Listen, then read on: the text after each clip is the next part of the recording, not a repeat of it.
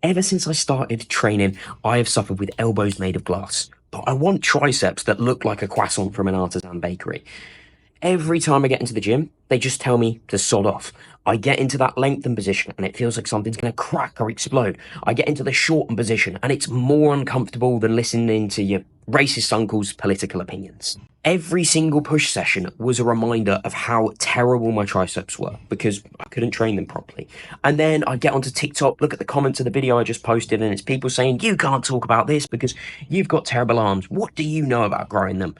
Well, now they've gone from here all the way over to here. That proves that I know a fair bit when it comes to growing triceps, especially when it comes to training around dodgy joints. Okay. And that's what I'm going to walk you guys through in this video. We're going to go through my push session, look at the changes I've made, look at what you guys can do in order to get some sort of growth yourself. So enough's enough. We got to fix this problem, lads. Come on. So here's what you need to do to transform your triceps. The very first thing I did was apply the same principle as I used to bring up my legs. You should place triceps first in your sessions so you have the most energy to perform them well. What worked for me was doing an extension and a fly before a leg day, and then only doing an extension after a push or upper body session to spread that frequency across the week, because a lot of volume on one day seemed to annoy the elbow joint. Okay. Now, we need to ensure that training is quality before worrying about the quantity of what you're doing. Set exercises up for your body, standardize that range of motion, control the eccentric, pause in the end ranges, keep the tension on the target muscle and get close to failure. Then, and only then, escalate the volume by 1 to 2 sets per week to find your upper limit. For example, your elbows get angry or you just run out of training time. So you see that as I'm going through that movement there, I've not actually got that much bend through the elbow. And that's because the more bend I have, the more challenge is going through that. There's more challenge going to the triceps. And I'm mainly trying to target my chest here. If I'm exhausting this stuff before I get to my actual tricep work, my elbows are going to be fucked, which means that I can't train triceps at all. The goal of this movement is to challenge the upper chest, not the triceps. So yes, I could get more tricep out of this, but it doesn't make sense to do so because I'm going to get shit chest stimulus and then nothing for my actual triceps himself later on because they'll just be so fucked, which is not so ideal. I'm now getting very warm. I'm gonna have to take the jumper off. If you haven't seen this one before, builtnotborn.store. I think they're actually sold out now, which is good quality stuff. Lactic 10 for a discount.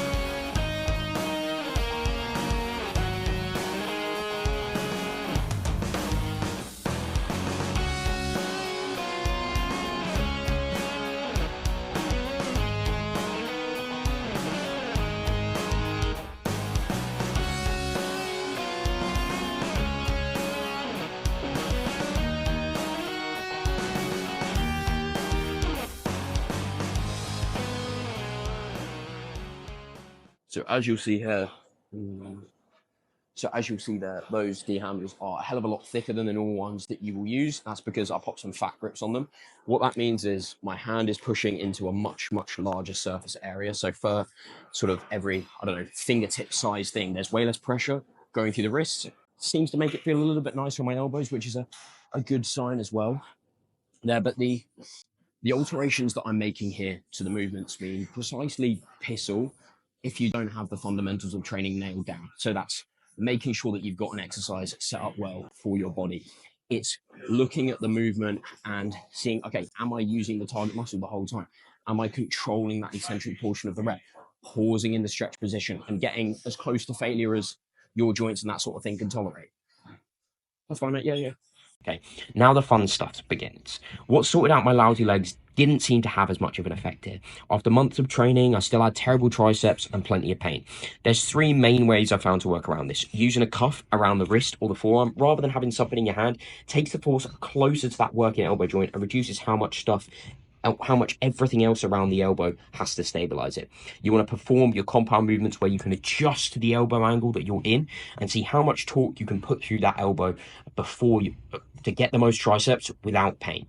And then we got blood flow restriction training. So alongside reducing the forces around a dodgy joint or changing how much of it a weight.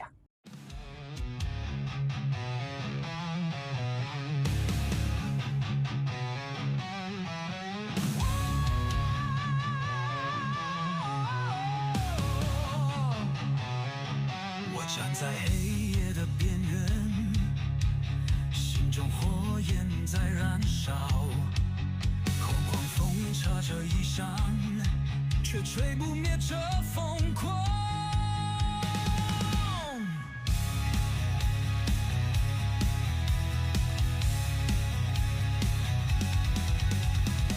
每一次跌倒都是灵魂的碎裂。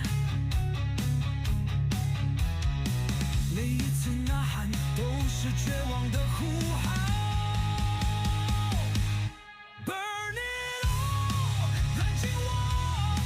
燃尽我最后一丝倔强我的欲望 Burn for it 为绝望 If you've got a lagging body part, increasing your training volume is one of the best things you can do. As long as you've already got the quality of your training sorted, you can't just do more shit quality work and hope to grow. So nail everything about having good technique and training close to failure, then look to increase your volume on an exercise like this, a single joint isolation movement towards the end of the session. So it's not going to have a knock-on effect to the rest of my chest work, say. It's not going to affect too much other stuff, but I can slowly nudge up the amount that I can do until I start to see, okay, I'm running into maybe some joint problems or not progressing so much, in which case we scale it back and we know that roughly that's where that maximum point is.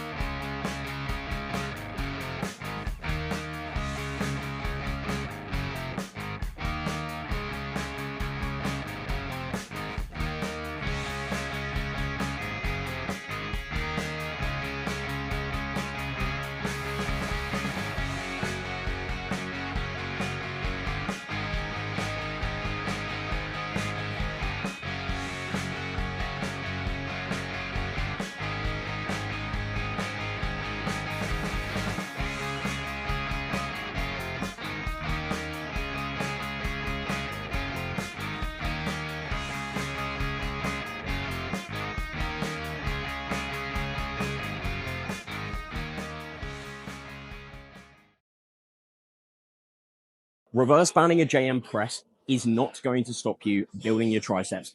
Despite what all the people who don't understand banding on the internet will tell you, when I started this movement, I had 40 kilos on the Smith machine here. I now have 50 kilos, but as I get to this bottom position, this band is pulling up with about 10 kilos of tension, which means that I've still got 40 kilos in the bottom. My elbows can handle that in that very, very flexed position. And I'm not in any pain, which is even better than the most optimal exercise on the planet. Not being in pain so you can actually train the thing you're trying to grow.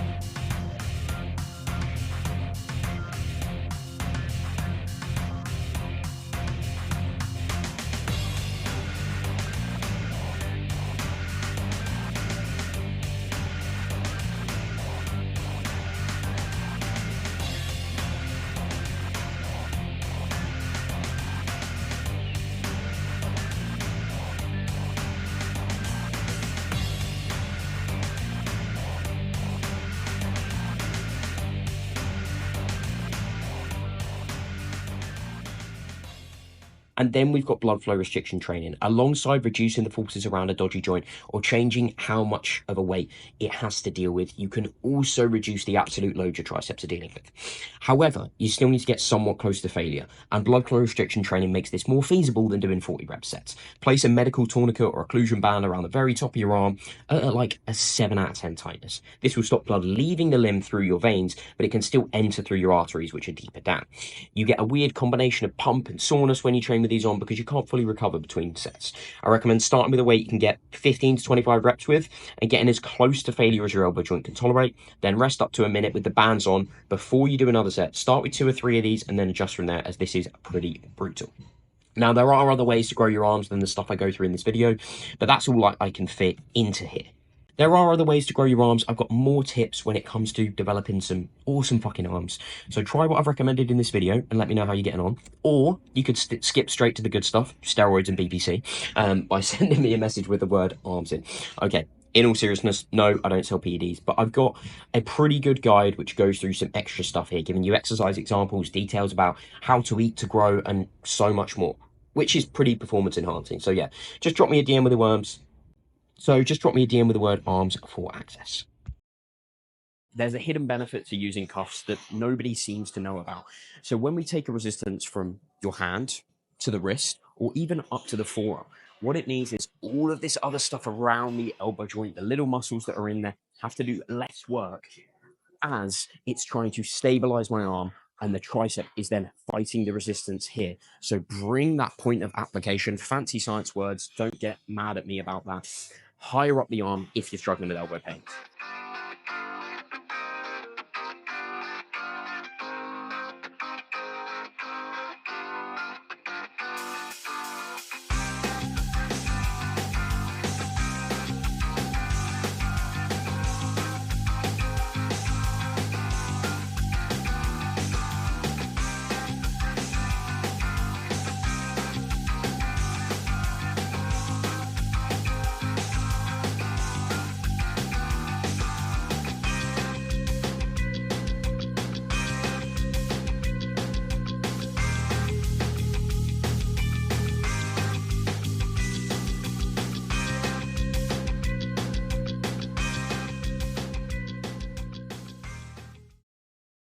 So you might have noticed I've got 2 lateral raise variations in that session. And you're thinking, but I thought you were trying to grow your triceps, Luke. Why not do more work for triceps? Well, number one, delts can take a pretty good hammer in. Anyway, I've got my reps, Y raise variation, moving sort of across and horizontally. And then this is pretty much just vertical movement. Yes, I'm coming a little bit forward because that's the angle that feels nicest for me. And I'm at a point now where, yeah, I'm still trying to grow my triceps, but it doesn't look like I have literally none. So I've actually scaled back from doing 2 extensions after push and upper, so 1 in each one there, and then a press and an extension before each leg day, because they're growing at a good pace now. I've got a good idea of how to work around the elbow pain, and they're progressing nicely. But if they were still a focus, I'd still be doing more of them. Now I just want to grow everything and keep progressing. And this is probably a decent point in the session to say that, you know, if there's anything that you're struggling to grow, let me know, and I'd be happy to give you some advice around that. Or if you're just trying to grow everything, also let me know, and we can have a chat about coaching. Long-time viewers of the channel will know that this is a bit of a theme at this point, where I will film a training session and then forget to outro it. So good session there, progressing everything quite nicely on all of those. Got a nice baseline with the movement, especially the fat grips on the press feel absolutely lovely. But yeah, gassed with that.